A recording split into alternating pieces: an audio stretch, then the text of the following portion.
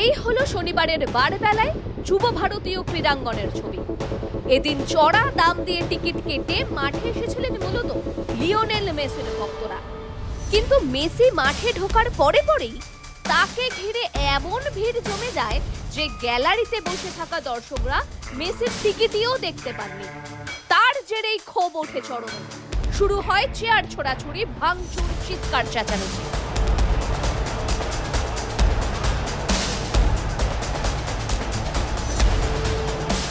দর্শক আসন থেকে স্লোগান উঠতে থাকে, উই ওয়ান্ট মেসি। দর্শকরা যাতে ভালো করে মেসিকে দেখতে পান তাই ব্যবস্থা ছিল জায়ান্ট স্ক্রিনের। সেখানেও পরিষ্কারভাবে দেখা যায়নি আর্জেন্টিনার এই তারকা ফুটবলারকে। পরিস্থিতি সামাল দিতে ক্রীড়ামন্ত্রী অরূপ বিশ্বাস এবং প্রধান আয়োজক শতদ্রু দত্তকে মাইক্রোফোনে বারবার দর্শকদের শান্ত হওয়ার আবেদন জানাতে হয়। তাতেও কাজ না হওয়ায় শুরু হয় লাঠিচার্জ। আপনারা বলুন যে কেন মাঠের মধ্যে মেসিকে ঘিরে 100 জন ছিল। আগে এইটাই সিসিটিভির ফুটেজ নিয়ে আপনি তদন্ত করুন, মেসিকে ঘিরে যারা দাঁড়িয়ে ছিল তারা কারা, তাদের মধ্যে কোথায় কোন গেরুয়াধারী ওখানে দাঁড়িয়েছিল আপনি বলুন। আপনি জিজ্ঞাসা করছি, যিনি আমাদের এখনো পর্যন্ত এআইএফএফ এর দায়িত্বে আছেন, কল্যাণ চৌবে,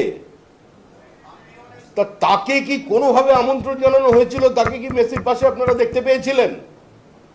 এআইএফএফ এর কোন সদস্যকে ওই 100 জন লোক যারা মেসিকে ঘিরেছিল তাদের মধ্যে ছিল? যারা মেসিকে ঘিরেছিলেন তাদের মধ্যে ফুটবলার কজন ছিলেন যারা ফুটবল খেলেছেন? এরকম কোন লোক ছিল? আপনি একটা খোলা বাজারে লুটের ব্যবসা করতে দেওয়া হয়েছে। ভেতরে প্রচুর টাকা নিয়েছে যারা জল বিক্রেতাদের কোম্পানির কাছ থেকে। তারা 300 টাকা করে জলের বোতল, 200 টাকায় জলের বোতল বিক্রি হচ্ছে। মেসিকে দেখবার জন্য 1000 কিলোমিটার দূর থেকে লোক এসছে, নেপাল থেকে এসেছে, ভুটান থেকে এসেছে, আহমেদাবাদ থেকে এসেছে। এখন দেখা যাচ্ছে তারা বিবৃতি দিচ্ছে। এদিনের ঘটনায় গোটা বিশ্বের সামনে মাথা হেট হয়ে গেল ভারতের। ক্রীড়ামন্ত্রীর পাশাপাশি খোদ মুখ্যমন্ত্রী মমতা বন্দ্যোপাধ্যায়ের পদত্যাগও দাবি করেন দর্শকরা। সব খেলার সেরা বাঙালির ফুটবল, সেই ফুটবল তারকাকে নিয়ে যে এত কিছু ঘটে গেল তাতে ব্যাপক ক্ষোভ প্রকাশ করেছে বিজেপি। একটা বাজারি ব্যাপারকে নিয়ে আসে এতগুলো মানুষকে এই ঘটনা করল, আর সারা দেশ জুড়ে প্রচার চলেছে পশ্চিমবঙ্গের অবস্থা নিয়ে। যে ফুটবল এবং কলকাতা সমর্থক ছিল, বাংলায় ফুটবল বাঙালির প্রিয় খেলা ফুটবল, আজকে সারা ভারতবর্ষের সমস্ত চ্যানেলে দেখানো হচ্ছে যে পরিস্থিতিটা কি, মেসিকে নিয়ে কি ঘটনা তৈরি হয়েছিল। আন্তর্জাতিক বাজার, পৃথিবীর 140 কোটির একটা দেশ, যে দেশের এত মানুষ ফুটবল খেলে, খুব ভালো না খেলতে পারলেও খেলতে পারে, খেলে, দর্শক মাঠে যায়, রাত জেগে পাড়ায় বড় স্ক্রিন লাগিয়ে তারা বিশ্বকাপ দেখে। আজকে তাদের এই দুর্দিনটা কেন নেমে এলো? কি হলো? আন্তর্জাতিক ক্ষেত্রে মেসিকে কেন্দ্র করে মেসি তো কোনো একটা দেশের মধ্যে সীমাবদ্ধ নেই।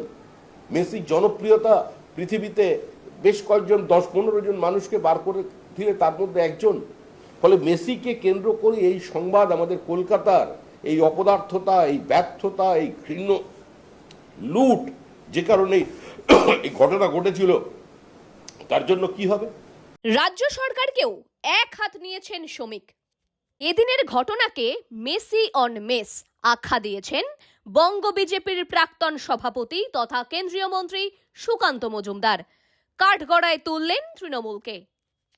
দেখুন, আরো একবার প্রমাণিত হলো যে তৃণমূল কংগ্রেস মানেই হচ্ছে এই ধরনের অসভ্যতা, তৃণমূল কংগ্রেস মানেই হচ্ছে এই ধরনের মৎসন্যায়। এবং সেটাই হচ্ছে যে আমরা দেখলাম যে মেসির মতো একজন আন্তর্জাতিক খ্যাতিসম্পন্ন একজন প্লেয়ার পশ্চিমবঙ্গে আসছেন। এটা তো পশ্চিমবঙ্গের জন্য অত্যন্ত গর্বের বিষয় ছিল, হওয়ার কথা ছিল। কিন্তু যবে থেকে এই প্রোগ্রামটা তৃণমূল কংগ্রেসের তরফ থেকে হাইজ্যাক করা হয়েছে, স্বরূপ বিশ্বাস হাইজ্যাক করেছে, অরূপ বিশ্বাস হাইজ্যাক করেছে, এদিকে এখানকার বিধায়ক তিনি হাইজ্যাক করেছেন। তো পুরো প্রোগ্রামটা, এবং যারা ঢিল ছুঁড়েছে তারাও, বোতল ছুঁড়েছে তারাও তৃণমূল, সব অরূপ বিশ্বাসের লোক, আমার কাছে যা খবর আছে। এবং শুধু তাই নয়, টিকিট বিক্রি হয়েছে 5,000 8,000 টাকা করে এবং সেই টিকিটের কালোবাজারি হয়েছে। পুরোটাই একটা মেস, মানে মেসি অন মেস সেটাই হয়ে গেল এবং সেটা করলেন হচ্ছে তৃণমূল কংগ্রেসের অসভ্য, অভদ্র, বর্বর যারা নেতানেত্রী এবং তার সাথে যারা আছে তারা। এবং প্রমাণ হলো যে পশ্চিমবঙ্গের পুলিশ এইটুকু প্রফেশনালিজম নেই যে এত ভিড় কিভাবে কন্ট্রোল করতে হয় সেটা পর্যন্ত জানে না। তৃণমূল কংগ্রেস দল এবং তৃণমূল সরকার এই দুজনে মিলে মেসিকে মেস করে চান। ফুটবল বাঙালির বড় গর্বের, সেই ফুটবল নিয়ে সিনেমাও হয়েছে। তারপরেও এদিন যা ঘটলো তাতে বিশ্বের দরবারে ফের একবার ভারতের মুখ পোড়ালো পশ্চিমবঙ্গের তৃণমূল সরকার। সংবাদ টুডে, ব্যুরো রিপোর্ট।